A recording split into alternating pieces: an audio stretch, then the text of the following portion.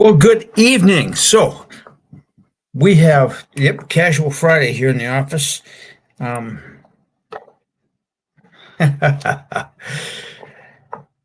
so I am being quite casual.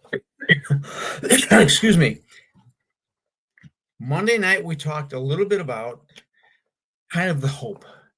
And I just finished posting an article, which we'll post on Monday. I created the article, and I took the quote from Eric Fromm in his book, The Art of Listening, and some of the stuff he was saying about Freud and trauma and identity.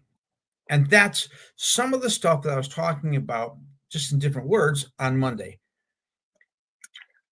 That they were talking about the fact that despite the presence of trauma, there is a constitutionality, that stuff that makes us us, the you, and the me, regardless of trauma. It does not completely destroy the character of our being.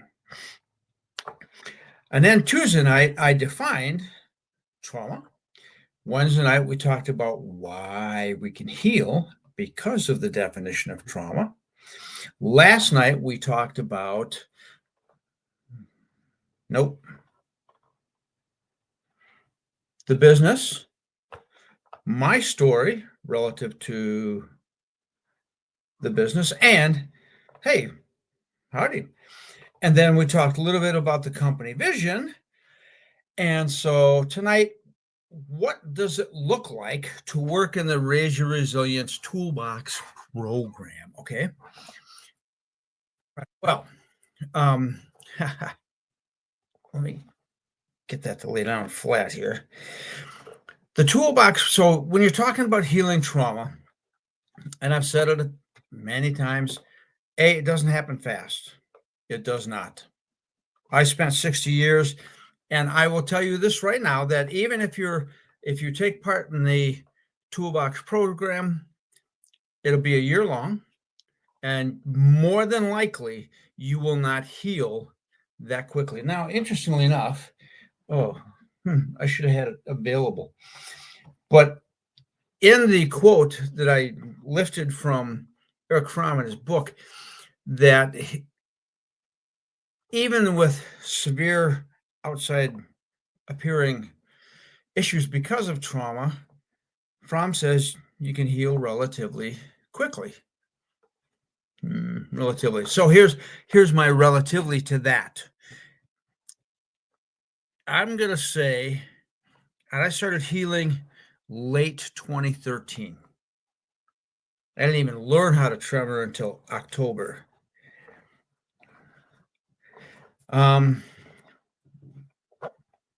Cool. Anyway, I'm going to say 6 years, give or take. I wasn't planning it real closely, but my capstone year was 2019, and I have been symptom-free since then. I think, honestly, I was symptom-free in 2015, but yeah, in any event, it can be achieved. And relatively, yeah, I'd say so. So, okay, 1/10 of my life I spent healing. I'll take it. For the quality of living that I'm doing now, I will take it. Now, and like I said on some of the beginning stuff and advertising for this, results are, you work the program, you're going to have results. That's it. And so my issues was dealing with childhood emotional neglect, abuse, and sexual assault. Okay, that was my early life. That sets us, and of course I've been reading out of this today, and because I was using it in my article. And if you begin to intercept that process or interrupt that process, oh baby, getting it back is something else. However, it is entirely possible. In the Toolbox program, which is a year long, 48 sessions, the months that have the 5th week, we don't meet. It's just, so it's roughly about an hour, 50 minutes, you know how that is. And we start out with the somatic first, and from the somatic, we move on to 5 other modules, but that somatic one is where we start the tremoring. That you will do for the rest of your life, only because that's an innate process. It can happen to you automatically when you're doing something, and because you will then know what it feels like. I mean, Dr. Baselli does it after 30 years. And frankly, it can happen during something that's positive. So it happens during intimacy.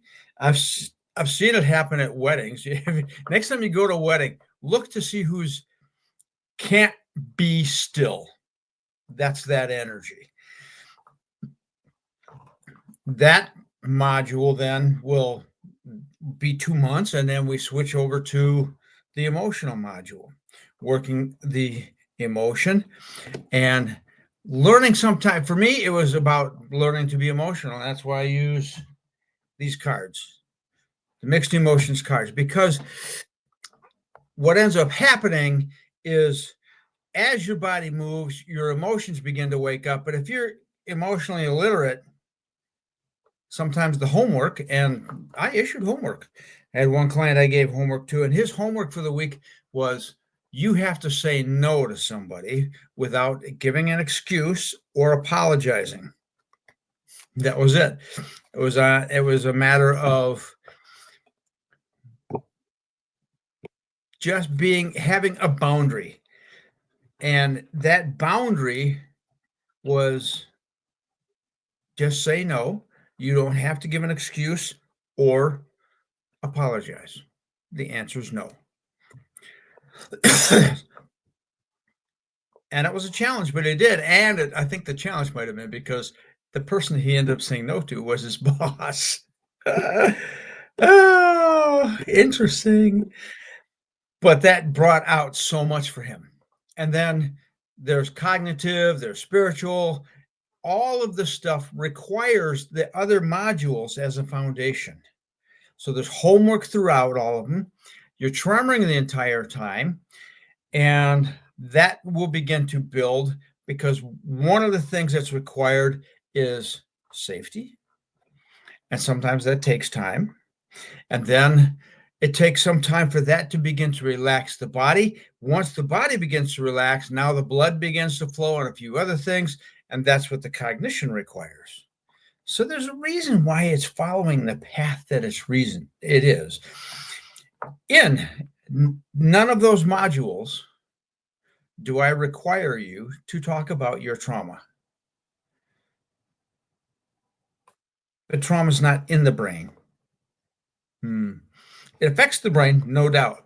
And I covered that on Tuesday. If you go back and watch the rerun, it describes how trauma affects the brain. Physically, it will alter how the brain functions. But that can be, and the nice thing about neuroplasticity and neurogenesis is this can be rearranged. The issue is in your neurophysiology. So as we move this on, these modules build on one another. And throughout that time, and I covered this on Wednesday about the difference between life signs and then symptoms. These symptoms will begin to dissolve from day one. They will not feel like it. You may not even notice it, because if you're like me, I spent 58 years focused on my symptoms. I spent all of that time, actually, starting from day one, and possibly before, but my mom's not alive to ask, so I will never find out, that from day one, I'm trying to have a connection which moves into attachment and attunement. And all of that stuff has to be together with the primary caregiver. If that caregiver is not capable of that, all of your developmental stages are still stuck at the first one. And then all of your behaviors throughout life are still trying to meet that very, very first one. You want to know why men and women have affairs and why marriages don't last? Because a lot of them are still trying to meet those attachment needs.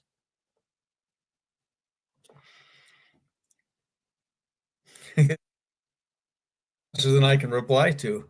Yeah, I think, 17 minutes old. In any event, that's the reason A, I offer homework, but B, because the signs and symptoms are never a straight line. We should, you've seen those memes, I'm sure, what I thought it was going to look like and what it really looked like. Well, sometimes symptoms, because we've been focused on them for so long, don't seem to be ever going away. Eventually they will. And then when life signs begin to emerge, what can sometimes have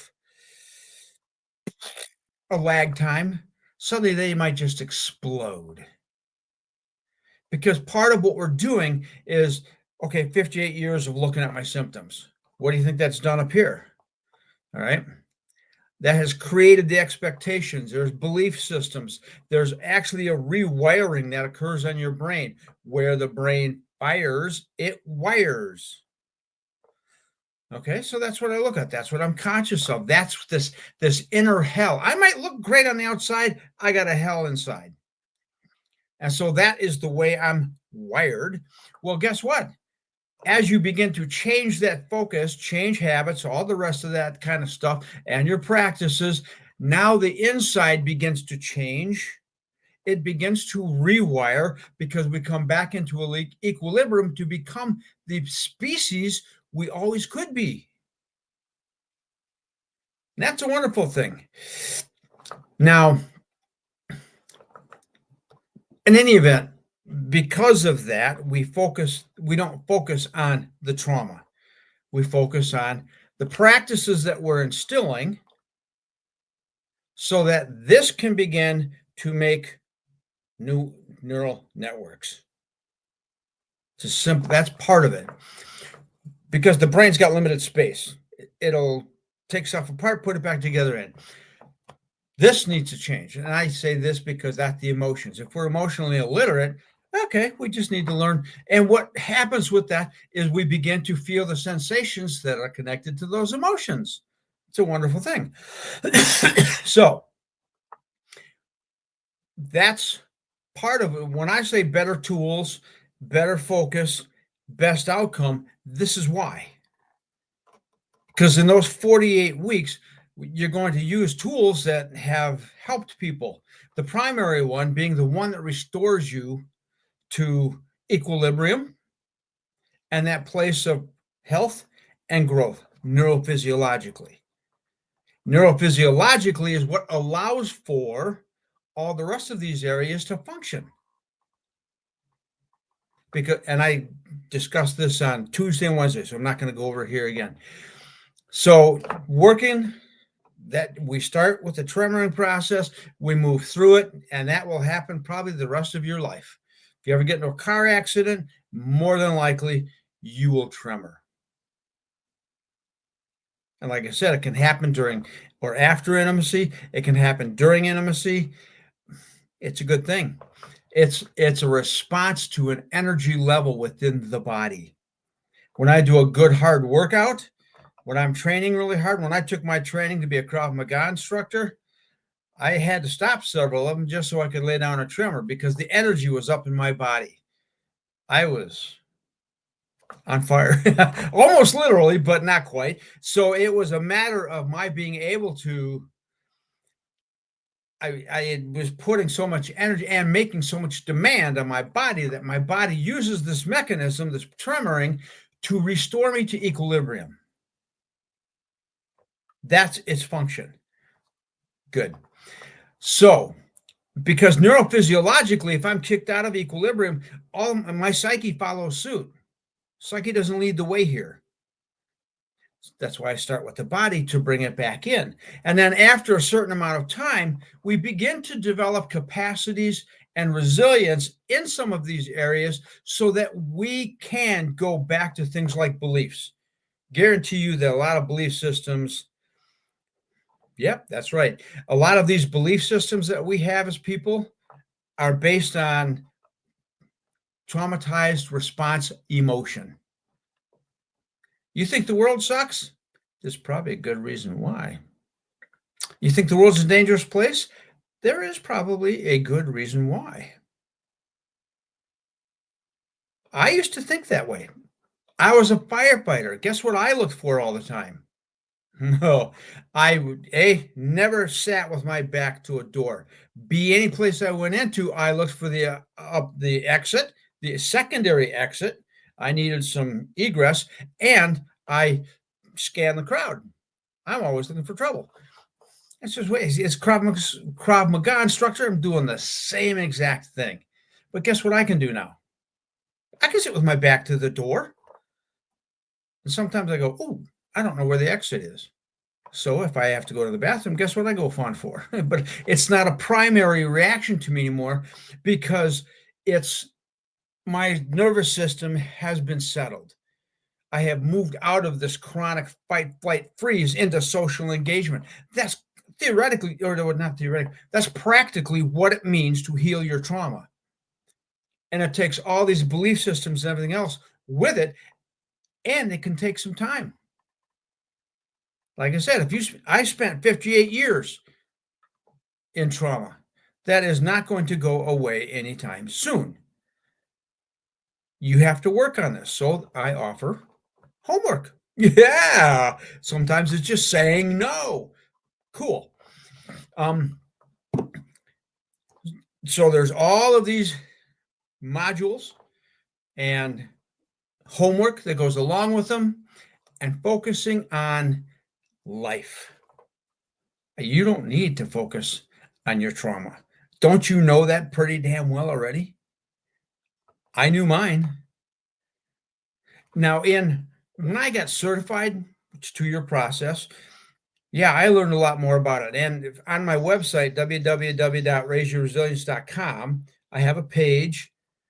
The information that informed us when I started it, I had a partner, and we were doing a lot of reading together, therefore the us, and I don't want to sound like a big ego trip. So I just haven't changed it to what informed me. But I'm still reading this stuff. So like I said, I've already read Developmental Trauma. I am reading Ian McGilchrist's book called The Master and the Emissary, which is about the 2 hemispheres of the brain. Oh, fascinating stuff. And I'm reading Eric Fromm's The Art of Listening. I learned how to do that at the University of Minnesota in my alcohol and drug abuse counseling program. And I was pretty good at it. I got an A in that class, and that was actually live counseling. It was recorded, video recorded. There were a couple of times, though, I get so fascinated. I just like, what I found, which was fascinating. And here's the thing, we are, even though you don't have to talk about your trauma, there's a reason we want to.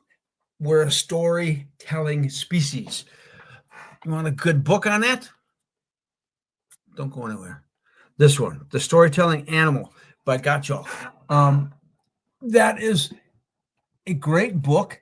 And in there, he talks a little bit about some of the things we do as humans to fill those gaps. Not always the best things to do, but we are a storytelling species. It's been true for how many thousands of years? That is how we communicate. So when I'm sitting down with somebody, we're having a cup of coffee and we're savoring and lingering. I don't talk about my emotions of that event outside of the context of a story. Mm-hmm.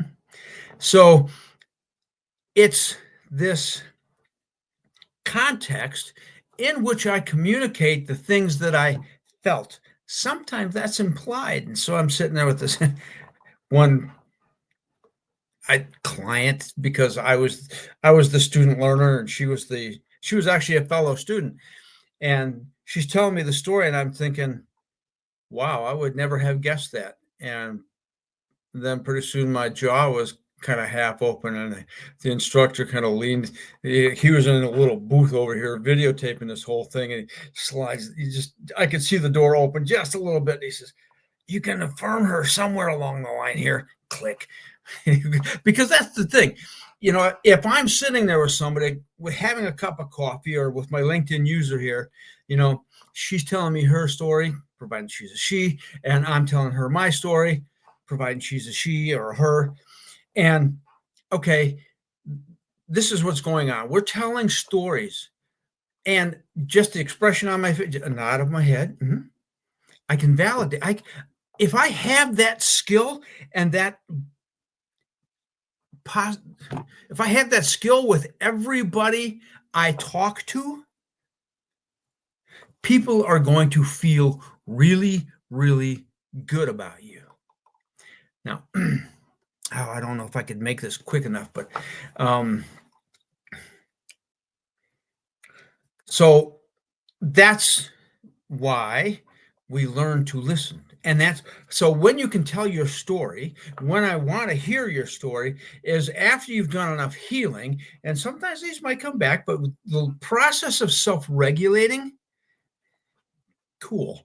The process of self regulation is you learning via intensity of emotion and body sensation to yay or nay. If I'm doing something and it's hurting my body, that's a good sign to stop, right? That is a very good sign to stop. It's no different than when I'm telling a story, and that's kind of the problem with having to talk about your trauma is it can be re-traumatizing, and that is not helpful. That's re-traumatizing. The body has done enough of the healing of the emotion and integrating it and discharging and releasing stuff that's not necessary because in trauma, and I talked about this the other night, the a lot of trauma, according to Peter Levine, stays in your implicit memory. It doesn't belong there. And part of the reason for that, and Levine talks about this, and Porges talks about this, it's because we're stuck somewhere we don't belong. This is stuck here where it doesn't belong. What it wants to do, and I'm using this illustratively so it's not accurate anatomically necessary, it moves out of implicit memory once I've processed it into explicit memory where now it becomes either episodic. I had a great date the other night. Boy, it was just so amazing. You know, the presence of different senses, the food and how it looked. And then we went outside and we watched the sun set on the water. You know, there's all kinds of sensational things that can go into this. And so we have that kind of episodic memory. Otherwise, we have explicit memory, which says, you know, on my 16th birthday, I walked down the stairs. There's my mom, there's my dad. Neither one of them said anything to me. Okay, well, the emotion is necessarily where it belongs with that. Okay, that was my past. Nothing I can do about that. They're both deceased. Nothing I can do about that either. Okay, cool. I know I've healed from that. I mean, that hurt for a long, long time. But so what ends up happening then is as we begin to focus on these things, eventually then we have the ability to tell our story without being choked up. Because if you're getting choked up about it, that means it still needs processing. And that's the way I was around my own sexual assault for most of my life until I healed that. And now I can talk about that. That's why, in part, that name right there, okay, that came about because, as I shared last night, that's what I experienced. Boy, this is difficult. That is what I experienced by tremoring, is learning that in my neurophysiology, I could have that. And then once the emotions started to move through, I could feel those, and now I can be awake, more present. Okay, a lot of things happened. I can tell my stories now because my stories got moved out of my implicit memory into my explicit where they belong. And my emotions have been completed and discharged and whatever. So that is what ends up happening as you heal. I don't want those memories to go away. It's my story. I just need my story to be the way it is possible to be, where it's beneficial to me and to others. If by telling my story I'm hurting myself again, That's not helping anybody. You know why people feel safe around other people? Or I just got a testimony from somebody who sent me a text, and I was going to make it a picture and bring it up here. I suppose I could read the thing. And I share this because this is the fruit of healing. This is the kind of guy I've become. It wasn't the kind of guy I always was, but to speak to constitutionality and things like that, that we, how was I really as a person? Oh, it's not here. It's here.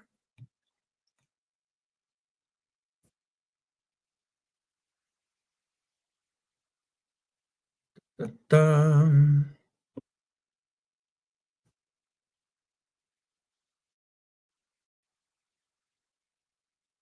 All right, this person said, I want to say thank you because I feel like absolute garbage and I'm having a hard time. And I absolutely hate calling out and letting people down. And never for a moment have you given me grief about taking care of myself. Yeah. Yeah, that'll never happen. All right. I am so grateful for that and for your kindness and reliability. Thank you for understanding and thank you for being someone I can count on. Not too many people these days are willing to actually show up for you. So it definitely isn't going unnoticed. So for me, that's a big cool. I'm happy because this is the guy I am because I healed. But this is the kind of stuff that's life. That's the life that creates or actually can be in there. And it comes out. I can be that way with another human being. I used to be known as the aloof guy. I had that reputation in Minnesota. Ugh. Oh well, but that was my story. My story has changed. I've told a lot of people. I mean, and sometimes when I tell my story, people go, "No," and I say, "Yeah, sorry, that I kind of an asshole." I can tell you, I mean, and that's the thing when I'm talking to people, when I'm looking at people, when I see the shapes of their bodies, I see probably a person in there who does not like the way they look, feel, or exist, which is partly the voice of shame. You know what can change that? Healing their trauma. And like I said, 48 weeks, even working in my toolbox, isn't going to change that. Or it's going to change that. It will not heal you necessarily in 48 weeks, which are like this for the most part. You and I on video, that's the way it works. Unless you happen to live in my neighborhood, that would be interesting. But otherwise, via video, I can do all of this via video. I've had international clients. The guy he had to say no to his boss. He was way over there in Europe. Hey, there it is. But this doesn't quite have all of the sense of being, oh yeah, shame is a real killer. All of the sense of being live with somebody, being face to face, but it's the second best thing. And I have a vision, which I described last night. So this is going to be beneficial to that vision. And so 48 weeks connected. Now, all of this information is on www.raiseyourresilience.com. Plain and simple. Go there. The pathway should be pretty clear and takes you through the assessments, all that kind of stuff. The price, why I have the price I have, it's actually on there. Yeah, cool. Huntersville. Ooh, there's a story to that name, I bet. In any event, the foundation that the Raise Your Resilience Toolbox program gives you is like none other in the industry right now, to be frank. The opportunity isn't either. That's last night's video. Check that one out. But this is what it's like almost verbatim, except for the fact that A, you would either be tremoring while we're talking, and or we talk for a little bit and then I watch you tremor because it's fascinating to watch people. Yeah, 48 weeks. That sounds like a long time and it takes up the year, but well, go to my website, you'll find out why I don't quite charge what I'm worth. I've had several business counselors tell me, "Whoa, that's way too low." There's a reason why. I still make good living, but there's a reason why. Anyway, this is kind of what it's like. So I might talk for a little while, or actually, usually when I get on, I'll say, "Hey, how you doing? How was your homework? How was the homework go?" That will take up the first half of our session, and then I say, "Okay." And sometimes I had a client, another European client, and he took to just laying down, starting to tremor, and he'd have his Bluetooth on, and he would talk to me while he was tremoring. He'd ask questions. It was just like, okay, cool. Now, for me, I preferred having my focus be on my body and what it was doing, the experience of it, because tremoring will change over those 48 weeks, significantly, probably. And I like it. To me, the somatic connection requires that. So in those first 2 months, that's what I'm looking at, and that's what I'm kind of pushing along is, how is this feeling to you? What's going on in your body? And did you notice this? Did you notice that? And here's where validation really works, because the thing with doing something, and I've got a client in the Midwest, and as her body moves, I pay attention to it, and I was like, huh, okay, looks like she was playing piano. So I finally asked about that, and lo and behold, she was. And in any event, there's these movements and things. And so sometimes I'll just ask a question. How, A, did you notice?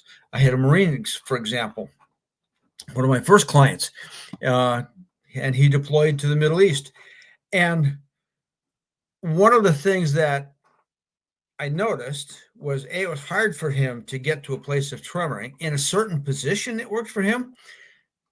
That wasn't going to be comfortable very long. So it took a while. But one thing that was happening was this. I mean, that finger was going like mad.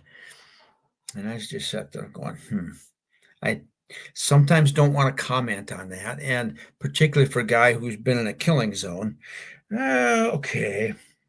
I waited for a while. And so finally, some months down the road, when his system began to finally flex out, and I noticed the finger stopped moving, I asked him about it. So I said, when you were in the Middle East, how many firefights did you ever get into? And he said, none. Never fired my weapon the whole time I was there. I was like, whoa, wow. So with that, because I've been trained in firearms, I know what that's like. So and if you've ever seen this in the movies or the shows, when the finger's not on the trigger, it's right across the top, just underneath the slide on a handgun, but it'll be on the lower receiver of a rifle.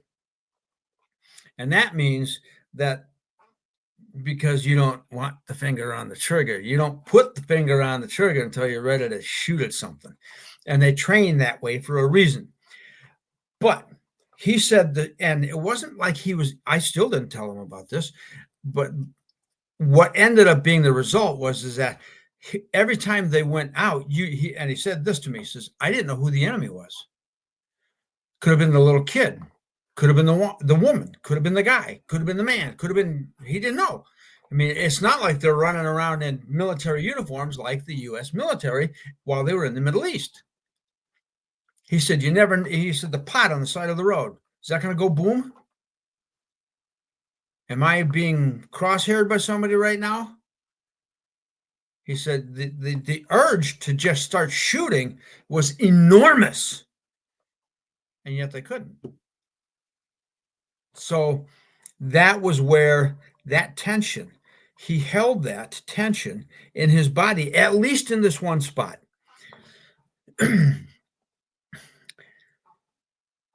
That's what it can be like to tremor. Some people can tremor sitting. Some people can tremor standing up. I can tremor standing up. Now, I don't very often sitting down. I had one client who called me after his first session. He's asking me questions. We're talking like this, and all of a sudden, he just starts to shake. And I was just like, I know what's going on. So I looked down at my watch because I kind of watch spontaneous tremoring because when I was a firefighter and I'd go to car accidents, I'd see it a bit.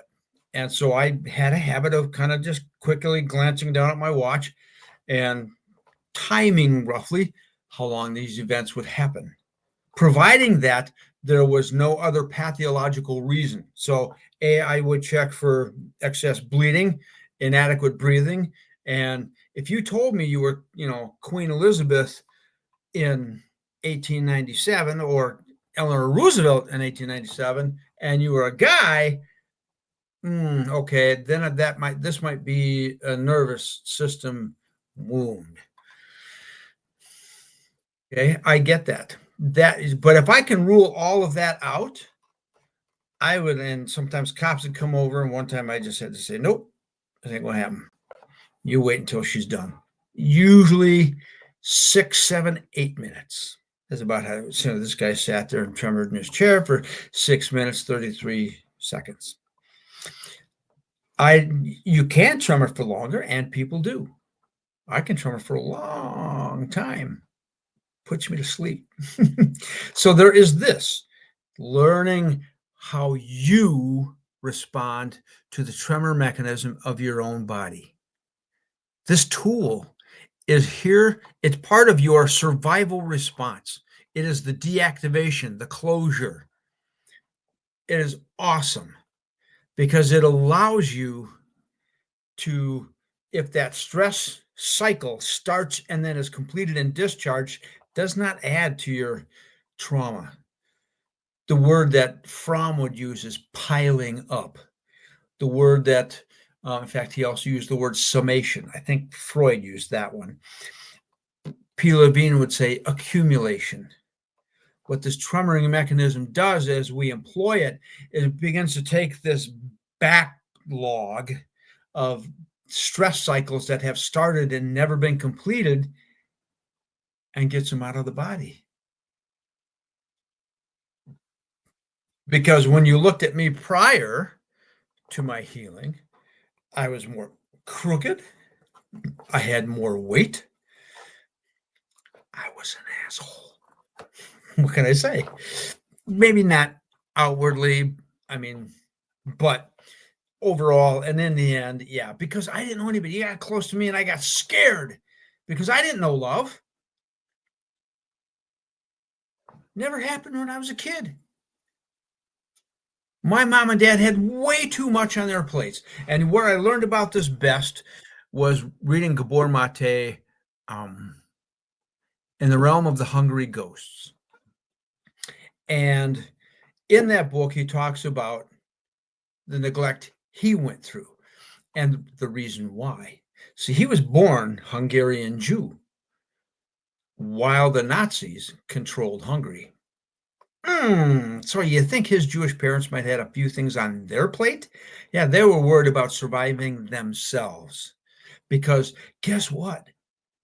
That's what our body does. That's how we evolved. And as we became more social creatures as mammals, we can move beyond ourselves to how can we make the species, our community survive? That's why neighborhoods are beneficial. That's why intentional community has a great idea. Doesn't always work out so good. But here's, as we are in situations that are threatening, and this was a life-threatening situation, the mom, Dr. Mate's mom, called the doctor and said, "Why is Gabby always crying?" And the doctor's response was, "Because all the Jewish kids are crying."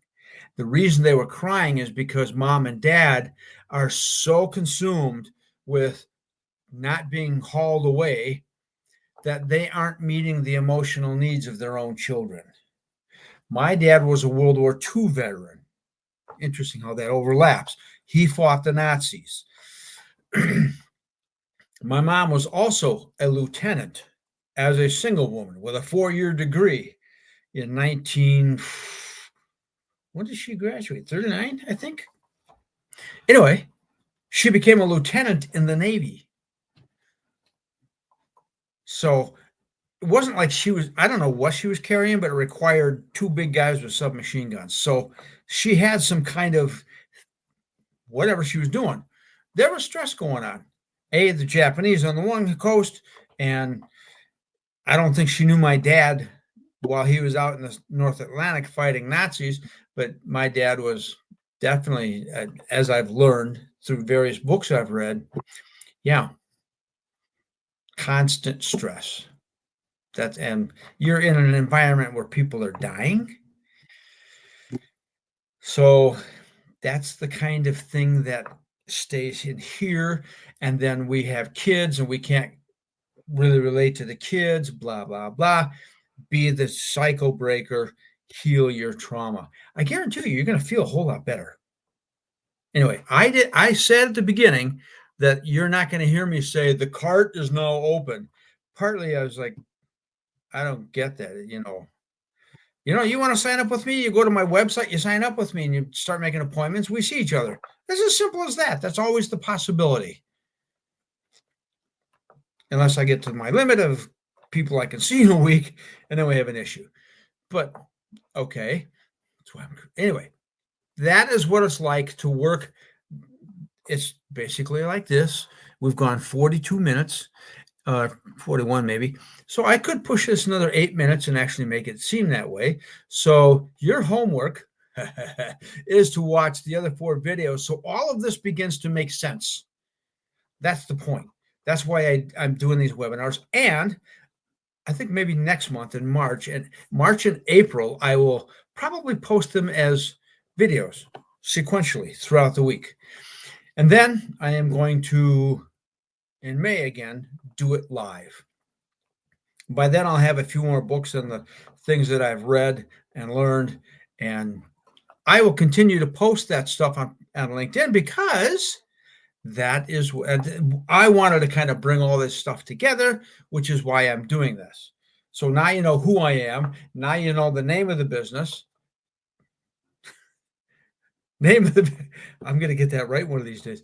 Name of the business, the story of how I came into being in this position, and the story of Raise Your Resilience.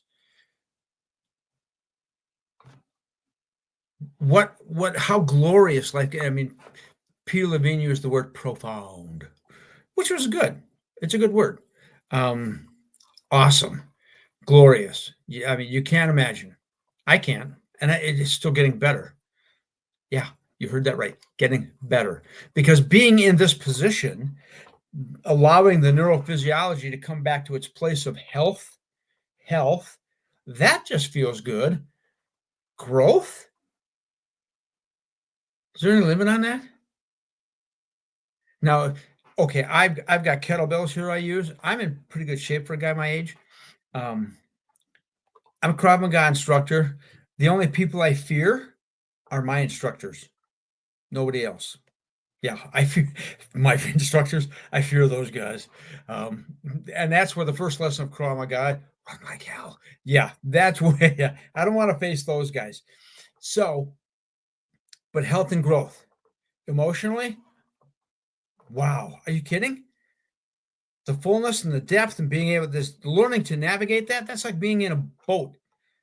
And unless you've really been out on the high seas and navigated some really, well, guess what? You've got more experience you can have. The cognitive, again, no growth. I'm not after understanding quantum physics. I could dig a little bit more around math, learning some of that, because I kind of get fascinated by it. And then But with cognition, it's more about being able to think clearly, both and both halves of my brain working, which trauma interrupts. So when I do this and then I do this, guess what's happening? The corpus callosum between my brain opens up. Ah. And now my brain is operating in both halves, and they have different functions for different sides, so forth and so on. However, let me summarize this just one part. The right half wants to look at the whole. The left half wants to focus on detail. Being able to control and choose when you do that requires these two be able to communicate. That's one of the things that healing allows for. And then there's the social aspects. Work in a room. Oh, what a gas. Sometimes it's just flat out fun. Now, if you're with somebody who's an introvert, that ain't so fun. And you know what? Anyway, I won't go there.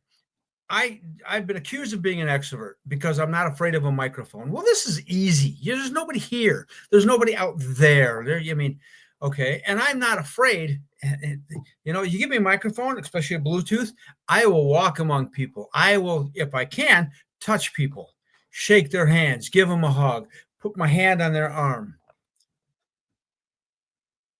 because it warms a room. You'd be surprised what kind of energy that is. Now, when I walk into a room, don't go hang around the bathrooms and don't go hang around the punch bowl. Learn how to talk to people. I got another story about that another time. We're closing in on the end here because this is what I was anyway. So there's spiritual things that you can go through, and sometimes that requires some deconstruction of old beliefs, which is worth doing. Now all of these things have to come forward. You know what I want to see? The one of the 3 stars that makes up the belt of Orion. It's expected that we will see sometime soon the fact that one of those stars went nova. So it's going to get kind of big. You know when that happened? Billions of years ago, or maybe hundreds of millions. I don't know how far away it is. Space and time, right? I mean, yeah, mind-boggly woggly, but unknown stuff. I can rest in that. You know why? Because my reality is right here in this room. My reality is the people I work with clients. I mean, yeah, this is Casual Friday, and I'm hoping that when I have vice presidents and all the rest of these people and they have their staffs, we're going to have Casual Fridays. We're going to have lunches together because I want this to be a community. I will have a page for my clients because, okay, it's a great place to talk to one another. People who understand the pain you're in and have been through and are now experiencing the healing process you're going through.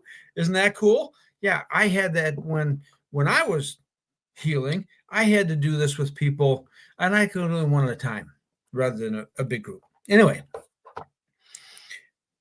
life can be incredibly rich. Now, in time, because I am starting to expand and live in my environment, that wall behind me will be a rich green. I'm thinking that. I think the bookshelves will be a nice contrast color. It'll probably darken the room, but I want color.